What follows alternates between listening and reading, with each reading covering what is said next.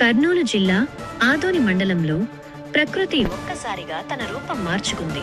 బుధవారం సాయంత్రం మాంత్రికి గ్రామం మరియు దాని పరిసర ప్రాంతాల్లో భారీ ఈదురుగాలులతో కూడిన వడగండ్ల వర్షం బీభత్సం సృష్టించింది.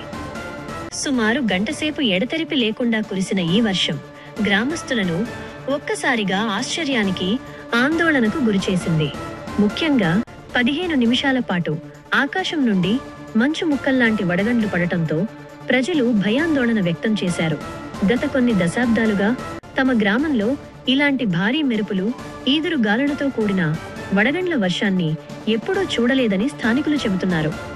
అయితే ఈ అకాల వర్షం వల్ల గ్రామంలో కొంత ఇబ్బంది కలిగినా అటు రైతన్నలు మాత్రం హర్షం వ్యక్తం చేస్తున్నారు.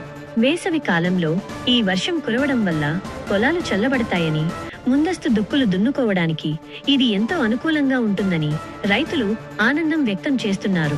చుట్టుపక్కల గ్రామాలకు కూడా ఈ వర్షం మేలు చేస్తుందని వారు భావిస్తున్నారు.